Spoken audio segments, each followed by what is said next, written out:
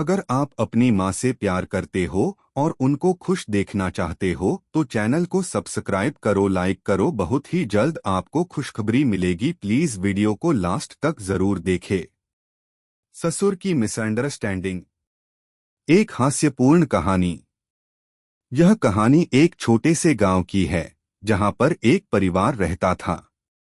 इस परिवार में ससुर, बहू और उनके बच्चों के साथ साथ उनके कुछ रिश्तेदार भी रहते थे। ससुर का नाम था हरनारायण शर्मा और उनकी बहू का नाम था सुहानी। दोनों के बीच एक अजीब सी स्थिति बन गई थी जिसे लेकर पूरे परिवार में हंसी मजाक का माहौल बन गया था। हरनारायण शर्मा एक पुराने ख्यालात के आदमी थे। वे अक्सर अपनी बहू से छोटी छोटी बातों पर सलाह लिया करते थे, लेकिन वह कुछ बातें हमेशा गलत समझ लेते थे।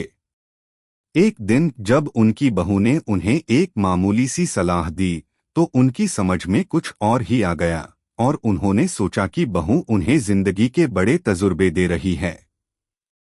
पहले का समय। सुहानी और उसका पति अमर दोनों ने अपनी शादी के बाद गांव में ही रहने का निर्णय लिया था। परिवार बहुत ही साधारण था, लेकिन उनमें सास बहू के रिश्ते में काफी अच्छा सामंजस्य था। हरनारायण शर्मा, जो एक सख्त और पुराने ख्यालात के व्यक्ति थे, उनका मानना था कि बहू का काम केवल घर संभालना और पति की सेवा करना है। सुहानी एक समझदार और हंसमुख लड़की थी और उसने हमेशा अपने ससुर को आदर और प्यार दिया था। लेकिन एक दिन जब हरनारायण शर्मा ने एक गलती से उसकी बात को गलत समझ लिया तो मामला कुछ और ही बन गया। पहली मिसअंडरस्टैंडिंग। एक सुबह सुहानी रसोई में नाश्ता बना रही थी। हरनारायण शर्मा आकर बैठ गए और कहा, बहू, तुम्हें हमेशा ताजे फल और सब्जियां खानी चाहिए। सुहानी हंसते हुए बोली, ससुर जी, मैं तो खुद भी ताजे फल और सब्जियां ही खाती हूँ, लेकिन कभी कभी आपको भी अपनी सेहत का ध्यान रखना चाहिए। हरनारायण शर्मा ने यह वाक्य कुछ और ही समझा और सोचने लगे, यह बहू मुझे मेरी सेहत के बारे में समझा रही है।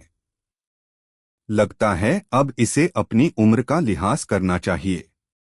उन्होंने मन ही मन ठान लिया कि वह बहू को कई स्वास्थ्य संबंधी सलाह देंगे ताकि वह अपनी उम्र में फिट रहें। लगातार सलाह देने का सिलसिला। ससुर जी का दिमाग सुहानी की छोटी सी बात पर कुछ और ही विचार करने लगा। अब वह बार बार सुहानी को न केवल सेहत के बारे में बल्कि जीवन के अन्य पहलुओं पर भी सलाह देने लगे। एक दिन वह सुहानी के पास गए और बोले, बहू, मैंने सुना है कि ताजे फल खाने से शरीर स्वस्थ रहता है, लेकिन क्या तुमने कभी योग और प्राणायाम करने की कोशिश की है? सुहानी थोड़ा चौंकी और हंसते हुए बोली, ससुर जी, मैं तो रोज योग करती हूँ, आपको कभी देखा नहीं शायद। हरनारायण शर्मा यह सुनकर और भी गंभीर हो गए। अब उन्हें लगा कि उनकी बहू उन्हें योग के फायदे समझा रही है और शायद वह मुझसे बहुत आगे बढ़ चुकी है।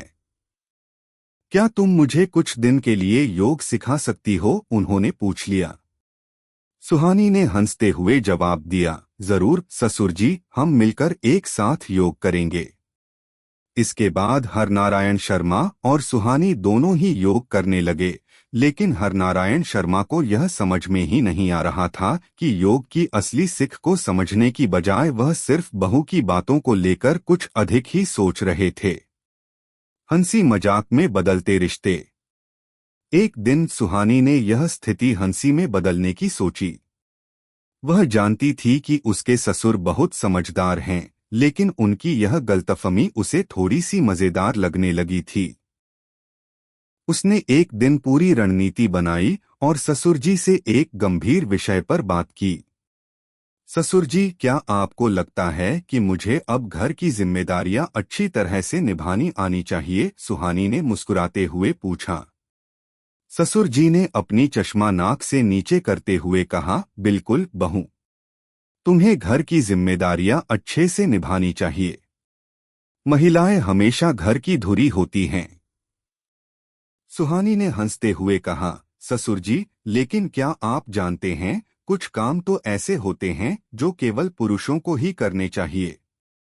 हरनारायण शर्मा को लगा कि बहू अब घर के कामों में पुरुषों की भूमिका को लेकर कुछ कह रही है, तो उन्होंने तुरंत जवाब दिया, बहू तुम ठीक कह रही हो। अगर पुरुष अपने कामों को अच्छे से निभाते हैं तो महिलाएं आराम से रह सकती हैं। यहाँ पर सुहानी ने हंसी में बदलते हुए कहा, ससुर जी आप सही समझे, लेकिन आपको एक और चीज बतानी है। पुरुषों को भी हर काम में उतनी ही मेहनत करनी चाहिए जितनी महिलाएं करती हैं, ताकि घर की व्यवस्था में संतुलन बना रहे। अब हरनारायण शर्मा को कुछ समझ नहीं आया और वह थोड़ा चकरा गए। गलतफहमी का समाधान। यहाँ पर सुहानी ने ससुर जी को सीधे तौर पर बताने की बजाय अपनी सलाह को हंसी में बदल दिया और धीरे धीरे उन्होंने ससुर जी की सारी गलतफहमियां दूर कर दी। वह अब जान गए थे कि उनकी बहू हमेशा उनकी भलाई के लिए सोचती है और वह उनका मजाक नहीं बना रही थी।